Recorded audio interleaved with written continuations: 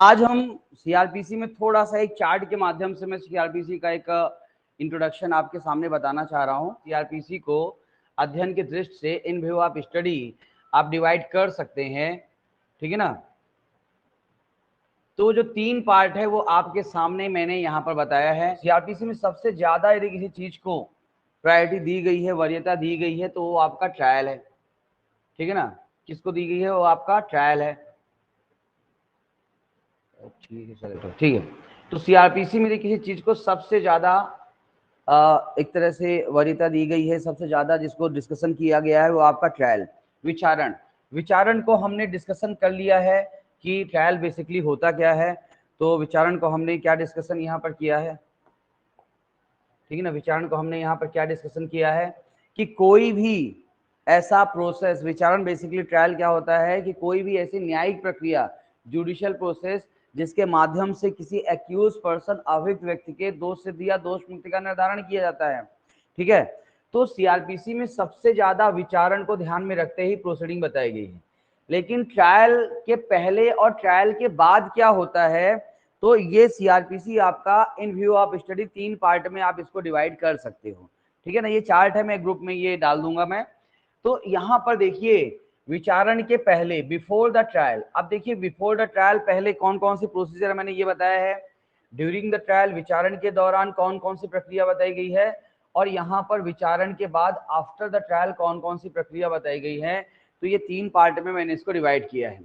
अब यहाँ पर शुरुआत में आप कुछ चैप्टर देखोगे, ये रेड से, लाल से लिखा हुआ है, और आप यदि इन चैप्टर्स को ध्यान से देखोगे तो आप पाओगे कि ये सेम चैप्टर है, यानी कि सेम चैप्टर, यानी कि देखो अध्याय 5, 6, 7, 33 और 35, यहाँ भी 5, 6, 7, 33, 35, 5, 6, 7, 33, 35, यानी कि ये जो 5 चैप्टर हैं सीआरपीसी के, अध्याय 5 जहां पर जो सेक्शन 41 से 68 तक चलता है, जिसको अभी हम पढ़ रहे हैं, बेसिकली अरेस्ट ऑफ पर्सन, व्यक्ति को गिरफ्तारी के बारे में बातचीत करता है। दूसरा हम देखेंगे यहाँ पर अध्याय 6 जो प्रोसेस के संबंध में, प्रोसेस फॉर अपीयरेंस के बारे में बातचीत करता है, ये पर्टिकुलर चैप्टर हो गया। अध्याय 7 को हम देखेंगे प्रोसेस फॉर प्रोडक्शंस के बारे में, कि दस्तावेज को किस प्रकार से पेश करते हैं, ठीक है ना, अध्याय 7। इसके अलावा जो आपका चैप्टर 33 है बेल के बारे में बातचीत करता है, और इन रेगुलर प्रोसीडिंग, ठीक है ना, उसके बारे में, इन रेगुलर प्रोसीडिंग के बारे में आपका चैप्टर 35 के बारे में बातचीत करता है। तो ये जो 5 अध्याय है, 5 चैप्टर है, ये 5 चैप्टर की इंपॉर्टेंस ये है कि ये 5 चैप्टर आपके पूरे, यानी कि विचारण के पहले, विचारण के दौरान और विचारण के बाद हर जगह ये 5 चैप्टर काम करते हैं। समझ में आ गया। तो सीआरपीसी में ट्रायल को सबसे इंपॉर्टेंस माना जाता है, तो सबसे प्रमुख रूप से विचारण के लिए नहीं, सीआरपीसी फेयर ट्रायल के लिए सीआरपीसी नहीं आपकी बनी है, फेयर और स्पीडी ट्रायल के लिए। और ये जो 5 चैप्टर हैं, ये तीनों प्रक्रिया में, यानी कि before the trial, during the trial, after the trial, ये 5 चैप्टर आपके काम करते हैं। पहली बात तो यहाँ पर ये अच्छी तरीके से ध्यान में रखिएगा, ठीक है ना। अगली बातचीत यदि हम देखते हैं, तो आप अब ये दूसरा पार्ट, अब इसको थोड़ा देख लेते हैं विचारण के पहले। तो बिफोर द ट्रायल यदि आप यहाँ पर देखेंगे तो कौन कौन सी चीजें आपको यहाँ पर मिलती हैं। तो बिफोर द ट्रायल देखिए, तो बिफोर द ट्रायल यानी देखिए न्यायालय का मेन काम विचारण के पहले, मतलब विचारण के पहले मेन काम क्या किया जाता है, पुलिस वाले क्या करते हैं, इन्वेस्टिगेशन करते हैं, साक्ष्य इकट्ठा करते हैं। तो बिफोर द ट्रायल जो महत्वपूर्ण प्रावधान है, सबसे महत्वपूर्ण प्रावधान आपका चैप्टर 12 है, जो बेसिकली किसके बारे में, एफआईआर किस प्रकार से लिखी जाएगी, एफआईआर लिखने के बाद इन्वेस्टिगेशन किस प्रकार से होगा, पुलिस रिपोर्ट कैसे तैयार की जाएगी, ठीक है ना। तो बिफोर द ट्रायल आज एक सिंपल सा, एक मैं आपको कुछ चीजें बता रहा हूँ। आपको ये चार्ट मैंने यहाँ पर पहले भी बनाया था, लेकिन अभी इसको प्रॉपर अच्छे तरीके से कर लिया ताकि इसको आप अच्छे तरीके से समझ लो। तो यहाँ पर जो बेसिकली इंफॉर्मेशन और इन्वेस्टिगेशन के संबंध में जो बातचीत होती है, वो बिफोर द ट्रायल यहाँ पर वो बातचीत की जाती है। फिर यहाँ पे आगे देखोगे चैप्टर 13 है, जो चैप्टर 13 में जुडिशन ऑफ ट्रायल, यानी जुडिशन फॉर ट्रायल, यानी कि विचारण के लिए कह सकते हो अधिकारिता, किस न्यायालय को अधिकारिता है किसी अपराध के विचारण के लिए, चैप्टर 30 में उसका निर्धारण किया जाता है, धारा 177 से 189 तक में बताता है। फिर उसके बाद आपका चैप्टर 14 बहुत ही महत्वपूर्ण चैप्टर है, जो कॉग्निजेंस एंड प्रोसिक्यूशन, वहां पर देखेंगे कि अपराध का संज्ञान किस प्रकार से किया जाता है, ठीक है ना, पहली बात। और दूसरा, कुछ ऐसे अपराध होते हैं जिनको बाई कंप्लेंट परिवाद के द्वारा पेश किया जाता है, तो उनको परिवाद के द्वारा किस प्रकार से अभियोजन के द्वारा यानी कि प्रोसिक्यूशन के द्वारा न्यायालय के समक्ष पेश किया जाता है, तो उसकी प्रक्रिया 190 से लेकर 199 तक में बताई गई है। और ये भी procedure basically before the trial, विचारण के पहले की प्रोसीजर कहलाती है। चैप्टर 15 में देखेंगे तो जैसे आपको पता है कि परिवाद 2D में हमने पढ़ा है कि परिवाद किसके पास पेश करते हैं, मजिस्ट्रेट के पास पेश करते हैं, ताकि मजिस्ट्रेट उसमें कोई एक्शन ले सके, कोई कार्यवाही कर सके, ठीक है ना। तो किस प्रकार से मजिस्ट्रेट के पास कोई कंप्लेंट पेश किया जाता है, फिर मजिस्ट्रेट क्या करेगा, सेक्शन 200 से 203 तक में बताया गया है। चलो भैया, अब यहाँ पर मान लो कि कोई भी किसी भी मामले में न्यायालय ने संज्ञान कर लिया है, चाहे वो समन मामला हो या वारंट मामला है, तो मामले में संज्ञान करने के बाद अब जो एक्यूज है, अभियुक्त है, उसको क्या किया जाएगा, यदि समन मामला है समन जारी किया जाएगा, वारंट मामला है तो वारंट जारी किया जाएगा, ताकि वो न्यायालय के सामने आ सके। इसके अलावा मान लो कि मजिस्ट्रेट के पास कोई मामला पेश किया गया है और मजिस्ट्रेट को लगता है कि यार इसका तो विचारण कोर्ट ऑफ सेशन करेगी, तो कोर्ट ऑफ सेशन के पास वो मामला क्या करेगा, सुपुर्द किया जाएगा। ये पूरी जो आप लोग बातचीत सुनते हो, पढ़ते रहते हो, इन सब के बारे में जो प्रावधान है वो आपका चैप्टर जो 16 है 204 से 210 तक में बताया गया है, ठीक है ना। तो इस प्रकार के प्रोविजंस के बारे में इन धाराओं में बातचीत करता है। और लास्ट में आप देखोगे चैप्टर 36, तो बेसिकली ये जो चैप्टर 36 है, लिमिटेशन फॉर टेकिंग कॉग्निजेंस, तो वही है कि विचारण के पहले, भाई देखो जनरली अब इसको आगे पढ़ाऊंगा मैं आपको, तो ये चैप्टर तो 36 है, ये मैं पढ़ाऊंगा आपको चैप्टर 14 के साथ, ठीक है ना, मर्ज कर सकते हो, चैप्टर 14 यानी सेक्शन 190 के साथ बताऊंगा। तो बेसिकली यहाँ पे ये बताया गया है कि किसी अपराध का संज्ञान कितने समय के अंदर लिया जा सकता है, ठीक है ना, किसी भी अपराध का जो संज्ञान है, कॉग्निजेंस है, वो कितने समय के अंदर लिया जा सकता है। आपको याद होगा यदि थोड़ा बहुत, इसमें एक धारा है 468 जो कहता है कि जैसे केवल कोई अपराध है जुर्माने से विचारणी, तो उसका संज्ञान कितने समय के अंदर लिया जाएगा, विद इन 6 मंथ, 6 महीने के अंदर। याद है कि नहीं याद है? 1 वर्ष मतलब कि 1 वर्ष तक का है, 1 वर्ष यानी कि 1 वर्ष तक का है तो 1 वर्ष, 1 वर्ष से ज्यादा है 3 वर्ष तक का है तो 3 वर्ष, और 3 वर्ष के ऊपर के जो अपराध है उनका संज्ञान कभी भी न्यायालय ले सकता है। ये छोटी सी बातचीत आपका 468 में कहता है, पढ़ेंगे, परेशान मत होइएगा। इन पर्टिकुलर धाराओं में 467 से 473 में प्रोविजंस किया गया है। तो कुल मिलाकर के आपके जो अध्याय 12, ये 13, 14, 15, 16 और 36, ये जो चैप्टर हैं, ये बेसिकली कह सकते हो कि विचारण के पहले, बिफोर द ट्रायल, कौन सी प्रक्रिया कह सकते हो कि सीआरपीसी में प्रोसीजर बताई गई है, उन प्रोसीजर के बारे में बातचीत करती है। अब इसके बाद अगली चीज, जैसा कि मैंने आपको बताया था कि सीआरपीसी में विचारण के दौरान, ड्यूरिंग द ट्रायल, तो ये तो आपकी कॉमन है, तीनों जगह काम करती है जो रेड से लिखी हुई है। अब ड्यूरिंग द ट्रायल, विचारण के दौरान कौन कौन सी प्रक्रिया अपनाई जाती है, ठीक है ना, तो इसके बारे में ये नीचे भी बीच में ये सभी चीजों को बता दिया। तो यहाँ पे कौन कौन सी ऐसी प्रक्रिया है जो विचारण के दौरान अपनाई जाती है, अब उनको हम यहाँ पर देखेंगे। तो यदि आप इनको यहाँ पर देखें प्रॉपर तरीके से, तो आप यहाँ पे क्या पाते हैं कि विचारण के दौरान देखो अध्याय 17, सबसे पहले यहाँ पर चार्ज फ्रेम किया जाता है। जैसे आपको पता है कोर्ट के सामने जब विचारण चालू होता है, ट्रायल चालू होता है, तो सबसे पहले आप क्या करते हैं, मतलब न्यायालय क्या करता है, एक्यूज पर्सन के ऊपर आरोप फ्रेम करता है, चार्ज लगाता है, ठीक है ना। तो जो चैप्टर 17 में जो चार्ज लगाने की प्रक्रिया बताई गई है, आप पढ़ोगे 211 से 224 तक में, तो वहां पर बेसिकली किस प्रकार से चार्ज फ्रेम किया जाता है उसके बारे में ये बातचीत करता है, ठीक है ना। ये बात यहाँ पर ध्यान में आप रखिएगा। देन अगली चीज हम यहाँ पर देखेंगे कि आपका जो ये अध्याय 18 से लेकर के जो अध्याय आपका 20 तक में है, ये 18, 19, 20 और 21 तक में, तो यहाँ पर बेसिकली आपका क्या बताया गया है, यहाँ पर आपका बताया गया है ट्रायल की प्रोसेस, ठीक है ना, विचारण की प्रक्रिया। तो यहाँ पे आपको बता दूं कि बेसिकली जो ट्रायल है, ठीक है ना, बेसिकली जो ट्रायल होता है वो 2 प्रकार का होता है, एक होता है समन ट्रायल और एक होता है वारंट ट्रायल। तो जो अध्याय 18 और 19 है, इनमें जो अपराध, मतलब ये जो जैसे अध्याय 18 में क्या बताया गया है, trial before the court of session, warrant trial by magistrate, तो वारंट मामलों का, ठीक है ना, वारंट मामलों का यानी जो वारंट केस होते हैं, वारंट मामले होते हैं, उनका विचारण की 2 प्रक्रिया 18 और 19, बेसिकली वारंट ट्रायल 2 पार्ट में होता है। देखा जाए तो जो कोर्ट ऑफ सेशन है, ठीक है ना। ध्यान रखना सत्र न्यायालय में दो बातें अच्छी तरीके से ध्यान रखना, ये थोड़ा कुछ चीजें ही बता देता हूं कि सत्र न्यायालय किसी ऐसे अपराध का विचारण करती है, पहली बात जो वारंट केस हो, वारंट मामला हो, यानी जिसके लिए सजा कितनी हो, 2 साल के ऊपर हो। 2 साल के नीचे किसी अपराध का विचारण कोर्ट ऑफ सेशन नहीं करती है, ठीक है ना। बाकी वैसे धारा 26 में लिखा है कि सभी अपराधों का विचारण कर सकती है, बिल्कुल हमने पढ़ा है, लेकिन धारा 26 कैसा है, एक कह सकते हो कि यूनिवर्सल नियम है, सामान्य नियम है कि यदि कोई नहीं कर रहा है तो कर सकती है। लेकिन जनरली अब देखो, अब ऐसा नहीं है जैसे मान लो किसी व्यक्ति ने 10 अपराध किया, साथ में मर्डर भी किया, अब उसके साथ 10 अपराध में छोटे मोटे मामले उसका उसको देख लेगी।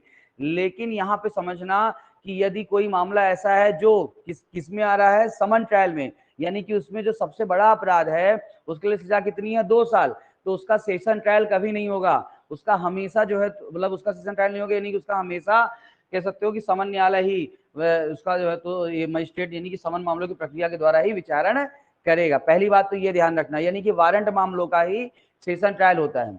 दूसरा बात ध्यान रखना कि जो समन मामलों की प्रक्रिया, ये जो ट्रायल, ये सेशन कोर्ट की यानी कि सत्र विचारण की प्रक्रिया जो अपनाई जाती है वो केवल संज्ञेय अपराध, यानी कि ये 225 से लेकर के 237 में जो प्रक्रिया बताई गई है, तो ये ध्यान रखना केवल संज्ञेय अपराध, कॉग्निजेबल ऑफेंस, केवल संज्ञेय अपराध का जो विचारण है वो कौन करेगा, सेशन।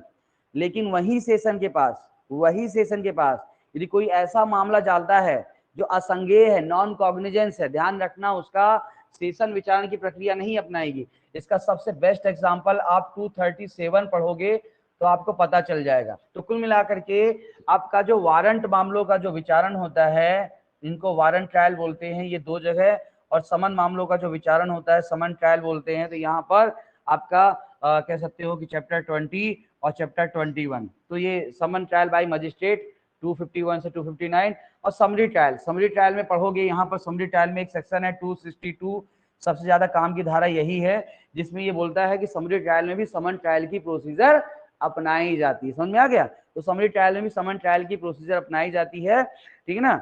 बाद में एक सवाल सबसे ज्यादा पूछने वाला है समरी ट्रायल में कि समरी ट्रायल यदि किसी भी मामले का करता है, अब कौन करता है, पढ़ेंगे 260 261 में कहता है कि कौन सा मजिस्ट्रेट समरी ट्रायल करता है, तो उसमें सजा कितनी दी जाती है, तो वहां पे हमेशा ध्यान रखना 3 मंथ, ठीक है ना, 3 मंथ की सजा दी जाती है। आवाज आ रही है ऑनलाइन वालों को मेरी?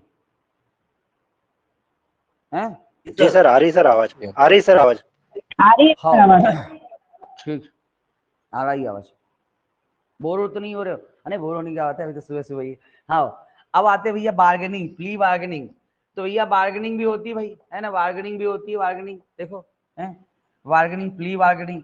अब यहाँ पर प्ली बार्गेनिंग ये अमेरिका से प्रोविजंस लिया गया है, तो 7 वर्ष के कम के अपराध है वहां पर उनका प्ली बार्गेनिंग हो सकता है। एक मोटा मोटा समझो कि चैप्टर जो 23 वो क्या कहता है कि evidence in inquiry and trial, यानी कि जांच विचारण में साक्ष्य किस प्रकार से पेश किया जाएगा, उसकी प्रोसीजर चैप्टर आपका 23 बताती है, ठीक है ना।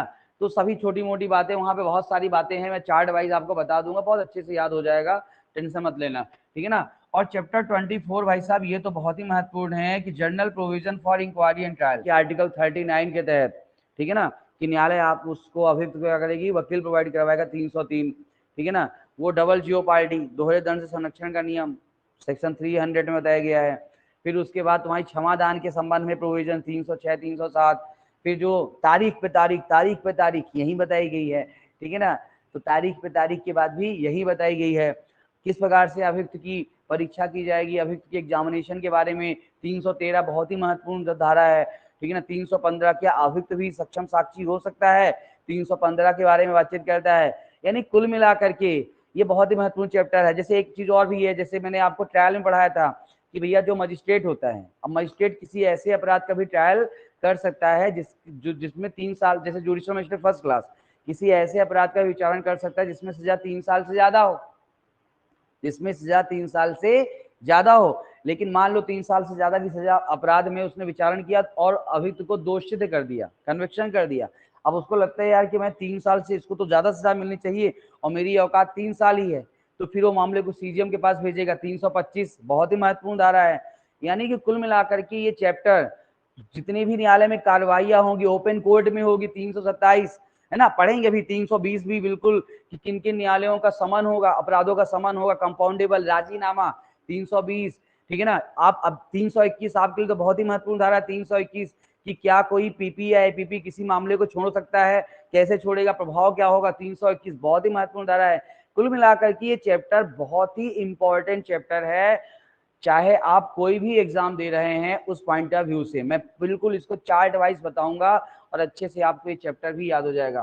तो ये जो दो चैप्टर है इनको बहुत प्रॉपर तरीके से हमें करना है। बाद में यहाँ पर ये जो 25-26 चैप्टर है, इन दो चैप्टर को आप ठीक है थोड़ा पढ़ लेंगे, बहुत ज्यादा इनमें काम की चीजें नहीं है, छोटी मोटी कुछ चीजें हैं। अब चैप्टर 27 बेसिकली इसका यदि आप हेडिंग देखोगे तो इसका हेडिंग बताया गया है जजमेंट, निर्णय।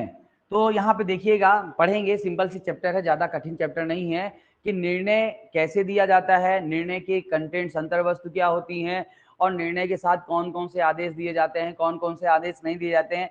छोटी मोटी कहानियां हैं, उनको बकायदे विथ चार्ट हम उसको बताने का प्रयास करेंगे, ठीक है ना। तो बिल्कुल आपको आज मैं ये बता रहा हूँ कि सीआरपीसी कोई कठिन चीज नहीं है, बहुत आसान है। इसके बाद आपका ये जो दो चैप्टर है, येलो से मैंने इसको लिखा है, ठीक है ना। तो दो चैप्टर यहाँ पर आप देखोगे जो मैंने इसको किससे येलो से लिखा है, तो आप देखोगे ये दो चैप्टर येलो से मैंने लिखा है। तो बेसिकली ये जो आपका ड्यूरिंग द ट्रायल और आफ्टर डायरेक्ट क्या है चैप्टर, ये चूंकि यहाँ जगह नहीं थी तो यहाँ लिख दिया मैंने। तो ये दो चैप्टर है, तो ट्रांसफर ऑफ क्रिमिनल केसेस, याद करो 406 सुप्रीम कोर्ट करेगा, 407 हाई कोर्ट करेगा, 408 कौन करेगा, आपका सेशन न्यायालय करेगा, ठीक है ना। कैसे करेंगे, क्या करेंगे, पढ़ेंगे। 409 410 भी थोड़ी थोड़ी काम की है, 411 12 वो सब छोड़ सकते हो, कोई इतना काम का नहीं है। फिर इसके बाद डिस्पोजिशन ऑफ प्रॉपर्टी, ठीक है ना, तो यानी संपत्ति का बयान। तो ये 451 452 का आदेश, जजमेंट लिखने वाले बच्चे लिखते हैं 452 का आदेश, तो 451 काम का है, 452 यहाँ पे काम का है। बाकी फिर तो ये 457 58 59 वो तीन धाराएं काम की, धारा 100 के साथ पढ़ेंगे। जनरली एक सरल शब्दों में समझो, कोई भी लावारिस वस्तु पुलिस वाले यदि पाते हैं, उसको जब्त करते तो उसका डिस्पोजिशन कैसे होगा, वो बेसिकली 457 58 59 में बातचीत करता है, ठीक है ना। तो मजिस्ट्रेट किस प्रकार से उसका डिस्पोजल करेगा उसके बारे में बातचीत करता है। बात समझ में आ रही है? कहने का मतलब ये है, बहुत ही सिंपल है यार, बहुत ही सिंपल है, कोई टेंशन लेने वाली बातचीत नहीं है। तुम लोग पता नहीं क्या हुआ बनाते हो सीआरपीसी का। तो अब यहाँ पर देखोगे कि आपका ये पर्टिकुलर जो पार्ट है, ये विचारण के बाद, ठीक है ना, विचारण के बाद, तो विचारण के बाद ये पर्टिकुलर ट्रायल आपका बेसिकली यहाँ पर काम करते हैं विचारण के बाद। तो आप देखो जैसे वही है चैप्टर 28 क्या है, अभी हमने पढ़ा है सेक्शन 28 में, सेक्शन 28 को कनेक्ट करो चैप्टर 28 से, 28 को 28 से कनेक्ट करो। 28 में क्या पढ़ा है हमने कि कोई भी कोर्ट ऑफ सेशन है वो डेथ सेंटेंस देता है तो उसका हाई कोर्ट से कंफर्मेशन करना पड़ेगा। तो हाई कोर्ट से कैसे कंफर्मेशन करेंगे, कितने जज कंफर्म करेंगे हाई कोर्ट के, बताओ किसी को याद है? हैं? याद है किसी को? देखिए किसको पढ़ा होगा अभी, किसी को याद है? नहीं पता? 2 करेंगे, 3 करेंगे, कितने करेंगे? मिनिमम 2 जज कंफर्म करेंगे, 2 जज, 2 या 2 से अधिक, ठीक है ना। क्लियर कहानी? चलो, तो यहाँ पे कंफर्मेशन जो हाई कोर्ट करेगी ये चैप्टर 28 है। अब ये भी विचारण के बाद, विचारण हो चुका है, ट्रायल हो चुका है, विचारण के बाद अब उसके बाद अपील। भाई साहब बहुत ही महत्वपूर्ण चैप्टर है 29, अपील। 372 से 394 तक पढ़ेंगे, टेंशन नहीं है। 372 में अपील के संबंध में एक सामान्य सिद्धांत की बातचीत करता है कि अपील का जो अधिकार होता है वो कैसा अधिकार होता है, लीगल राइट्स होता है। फिर किन धाराओं में अपील होगी, तो बेसिकली 373, 374, 375 में नहीं है, 6 में नहीं है, 377, 378, 379, तो इन 5 धाराओं में अपील होती है, ठीक है ना, पढ़ेंगे बताएंगे। और 375 और 376 में बताया गया है कि 2 धाराओं में कि अपील नहीं होती है। बाद में जो 370 380 से लेकर के बाकी आगे जो प्रोविजन है वो प्रोसीजर की बातचीत करते हैं कि अपील मेमो कैसे बनाएंगे, क्या उसमें डॉक्यूमेंट्स रहेंगे, उसके बारे में छोटी मोटी लेकिन अच्छी बातें करता है। डोंट वरी, हम सब बातों को अच्छे से समझेंगे। तो कुल मिलाकर के ये धाराएं अपन बहुत अच्छे से समझेंगे। रेफरेंस एंड रिवीजन, रिव्यू तो होता ही नहीं है सीआरपीसी में, ध्यान रखना। तो रेफरेंस निर्देश इसको बोलते हो, ठीक है ना। तो निर्देश, बेसिकली निर्देश में आपको बता दूं कि आप लोग संविधान में एक टर्म पढ़ते हो जुडिशियल रिव्यू। किस आर्टिकल में पढ़ते हो जुडिशियल रिव्यू? 13 में। आर्टिकल 13 में, तो आर्टिकल 13 में जुडिशियल रिव्यू पढ़ते हो, उसका सबसे बेस्ट एग्जांपल क्या होता है, रेफरेंस होता है, निर्देश होता है 397 में। तो वहां पर हाई कोर्ट और कोर्ट ऑफ सेशन, ठीक है ना, हाई कोर्ट और कोर्ट ऑफ सेशन द्वारा रिवीजन किया जाता है। हमेशा ध्यान रखना, सीपीसी हो चाहे सीआरपीसी हो चाहे एमपीएलआरसी हो, कहीं पर भी तुम रिवीजन पढ़ो, कहीं पर भी तुम रिवीजन पढ़ो, हमेशा क्वेश्चन ऑफ जुरिस्डिक्शन, अधिकारिता संबंधी प्रश्न पर रिवीजन होता है। अब बाद में है, सिंपल सी बात है भैया, अब दंड दे दिया गया है तो दंड का निष्पादन कैसे किया जाएगा। 413 से 435 तक में दंड के निष्पादन के बारे में बातचीत करता है। एग्जीक्यूशन ऑफ पनिशमेंट, दंड का निष्पादन कैसे करेंगे, एग्जीक्यूशन ऑफ पनिशमेंट कैसे करेंगे, दंड का निष्पादन कैसे करेंगे, इसके बारे में इन धाराओं में प्रावधान किया गया है। समझ में आ गया। तो बहुत सिंपल सा, मृत्युदंड तो डेथ सेंटेंस, तो वहां पे देखोगे 413, 14, 15, 16, 17 यहाँ तक की धाराएं मृत्युदंड के बारे में बातचीत करती हैं। कैसे देंगे, आजीवन कारावास, ठीक है ना, फिर कारावास, फिर जुर्माना। तो मृत्युदंड के बाद ज्यादातर प्रश्न बनता है जुर्माने में, 421 से 424 तक में बताया गया है कि जुर्माना कैसे वहां पर रिकवरी हो जाएगी, कितनी किस्तों में होगी, प्रश्न बनता है 3 किस्तों में, ठीक है ना। तो ये सभी चीजें आपकी यहाँ पर बहुत ही प्रॉपर तरीके से बताई गई हैं, प्रॉपर तरीके से हम समझेंगे, इतना टेंशन लेने वाली बातचीत नहीं है।